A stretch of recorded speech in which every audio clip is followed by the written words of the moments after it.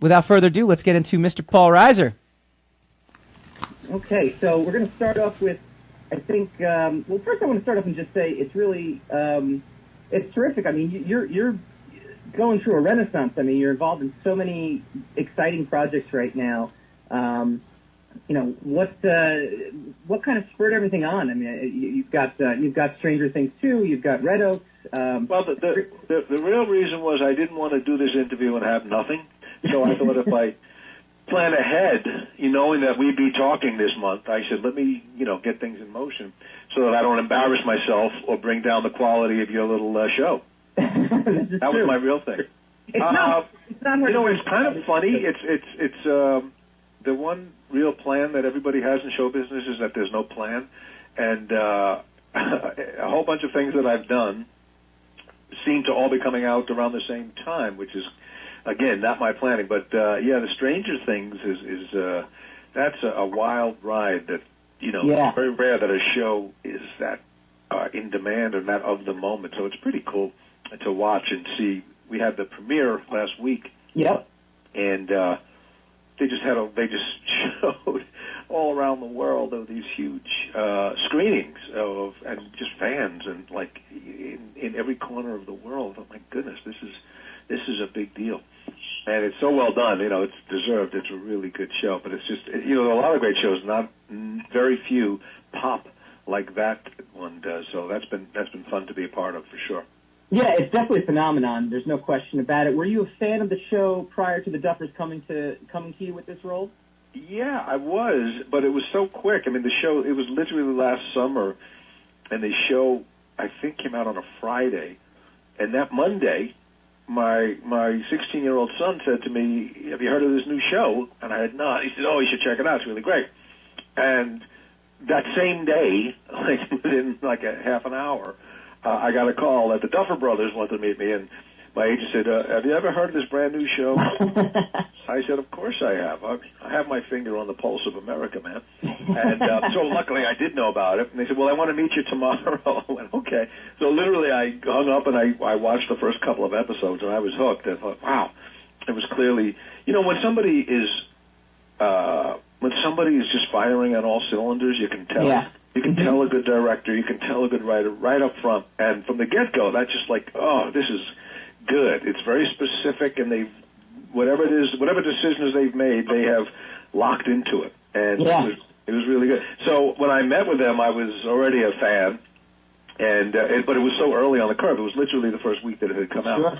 Mm-hmm. And shortly thereafter, I sat and watched them all, and it was great, And this year, so they had a very vague, they didn't tell me much about my character. They said, we just have this idea that you're this doctor, and we don't know if he's good or he's bad. And I said, do you know? He said, we're not sure.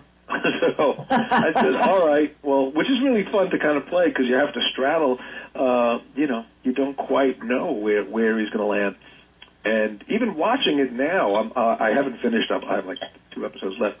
And I was thinking, if I watch this objectively, it's like they really delay as late as they can what this guy is. And a lot of the stories, a lot of the characters and storylines, they just keep moving along, but you don't have the answers. And that's just great storytelling.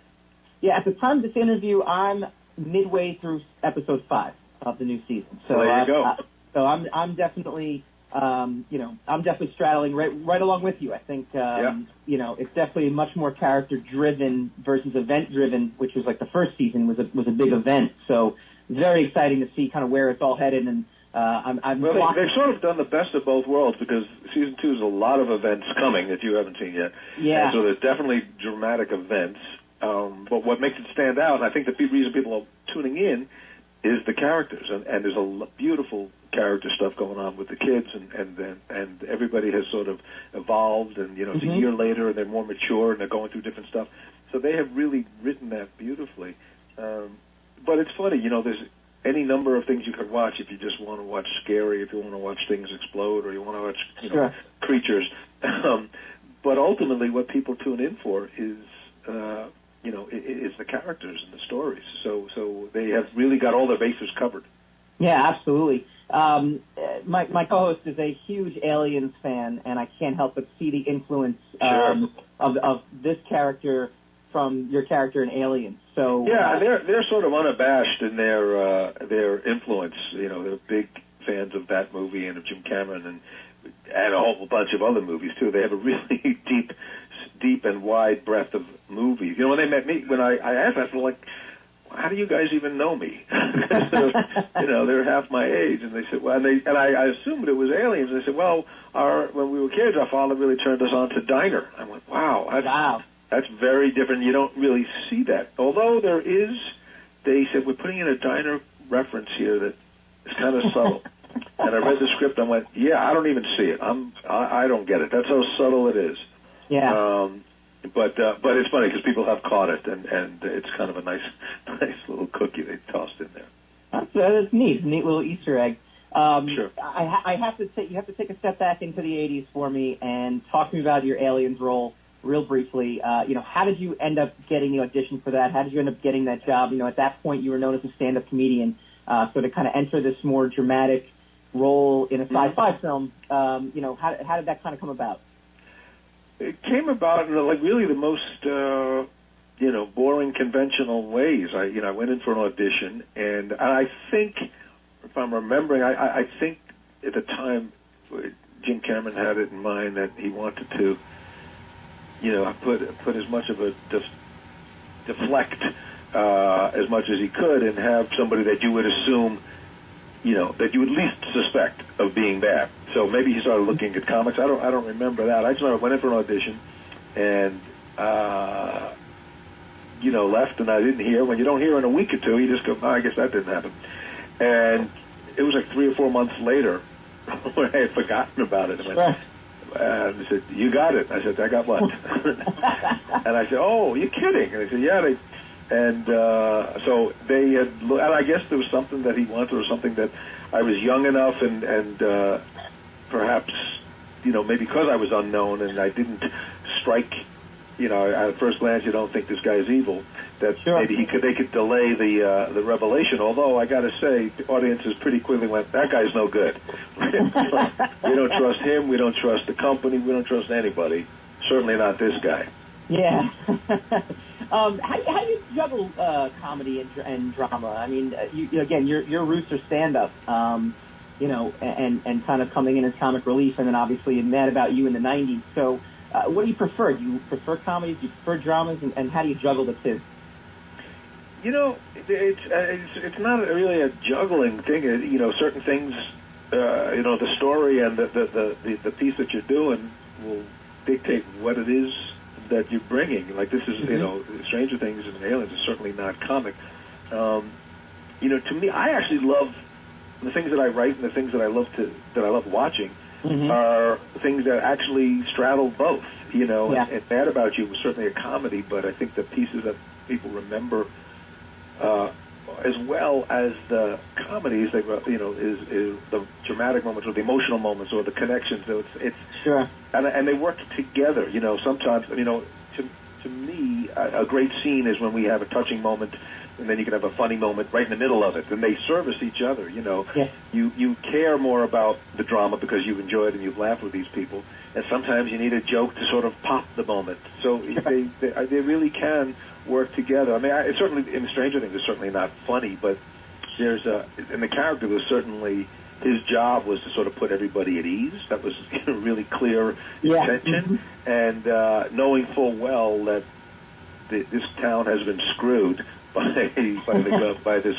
government, by this project. Sure. So as a character, I knew what I was coming into, and was like, listen, you know, I know you don't want to trust me, but I'm going to have to ask you to trust me. Usually, you know, when somebody says trust me, it's because you're not supposed to trust them. I always love when Trump says, yeah, believe me. I went, well, why'd you say believe me? I would have believed you right up to the point you said believe me. Why did you assume I wouldn't believe you? You know, we kind of touched upon it a little bit, but, you know, the 80s nostalgia aspect to the show, I mean, it's big everywhere. Even, you know, another series you're involved with, Red Oak, you know, has this 80s nostalgia theme experience. What do you think is so fascinating about this decade that has got people kind of coming back to it? I don't know that it is. I don't think there's anything particularly more interesting about the 80s and the 90s or the 70s or the 60s. I think I think what happens is filmmakers come of age at a certain time, whatever it is they were born, and they go back to their sweet spot. And so I think these guys were born in the 80s, so it wasn't really their time, but they grew up on those movies and felt an affinity to them. So that's where their creative sweet spot is. In Red Oaks, Greg Jacobs, who produced and created the show and wrote it, he with his partner, but it came out of his life. He was in the 80s was working as a tennis pro, or at a country club, and he had all these stories. And he had worked with Steven Soderbergh for years. He was his assistant director and producer, and he would tell these stories. And one day Soderbergh says, "You got to write these down. There's a show here. That's a show," and it became Red Oaks. And it's funny, this other show that's going to air in November on Hulu, called There's Johnny, was a show I've been working on for years, and again, just happens to finally come together, and it's coming out now with everything else is coming out. And it takes place in '72, and it wasn't really like because I was nostalgic, but it sort of, that was there from the beginning. We wanted to do a show about that period, I don't know. I mean, I wasn't longing for nostalgia, but it was a very interesting time. And '72 was when Johnny Carson moved the Tonight Show from New York to Burbank, and it sort of reimagined his show and really took off and became the cultural touchstone that it became. And it was an exciting time because I sort of gave birth to the comedy clubs and all of that world. And it was an exciting time historically too. It was, I mean, every period has their friction in their news, but it was Watergate, it was Vietnam, it was the very, very beginnings of women's lib and feminism, and East Coast coming to the West, and West Coast becoming more prominent in American culture. So, and largely, a large part due to Johnny Carson. So there was an organic reason we went there. And it's a mix too, right? It's a mix of both. And we use actual footage, clips of Johnny, because it's behind the scenes of the Tonight Show. So it's about a 20-year-old kid who comes out from Nebraska because he sent in a letter and he thought he got an invitation. He thought he had a job, and he shows up and he had no job at all. But he was just a nice kid, and he sort of fell into it, and he ended up staying there. So it's really seeing that world through the eyes of this very green kid, and he meets this woman who's very Hollywood and very Beverly Hills, and she's never seen a guy like him, and he's certainly never seen a woman like her. Yeah. And so we have these stories, these fictional characters, all running around getting a show ready for the Tonight Show, and then when they see the show, it's actually Johnny, and it's actually the Tonight Show. So we don't have there's no actor playing Johnny, because I don't think you can do that. Everybody knows Johnny Carson pretty well. So it's really, and it's done pretty seamlessly, and when you see it, and to this day, when I see an episode, I keep being surprised, like, oh my gosh, there's Johnny. It's like that's why the show's called There's Johnny, because you just don't expect him to be there. And it's very comforting, for those of us who, there's a whole generation or two that don't know Johnny Carson that came of age after he was gone off the air. Yeah. And I hope they get a piece of what he was, but it's not necessary. You don't need to know Johnny Carson. It's not a show about Johnny. It's a show backstage, show business. But he was, for those of us who do remember him fondly, it's such a kick every week to see a little piece of him. And we integrate it into the story. A lot of times we'd find a funny clip on Johnny's show, and we'd say, okay, how do we write backwards from that? How do we have our story collide with what happened on the air? And sometimes it goes the other way. We write a story and we go looking for a clip to fit in. Yeah. But there is something about all these shows that you make a good point. I think there is when something is in the past, there's something sort of warming about it. It's safe. Yeah. There's so much news and there's so much alert and there's so much information, and it's constantly moving, and it's tiresome and it's exhausting. Yeah. So when you get a chance to go back, even if it's a dramatic show or a thrilling show, there's a comfort that you have in, okay, this is in the past. I can go visit this. I've already lived through the 80s, so now I can enjoy it with a little bit more with the distance. Yeah. It's funny. You said a couple things that I thought was of interest. One, did you, as a stand-up, perform on Johnny Carson? I'm a big fan of I'm Dying Up Here on Showtime, that's the mecca for all the comedians in the '70s. It certainly was. Yeah, it certainly was for all of us starting out. The Tonight Show was the place to go, and it was Johnny. It wasn't the show. It was Johnny. It was Johnny's approval.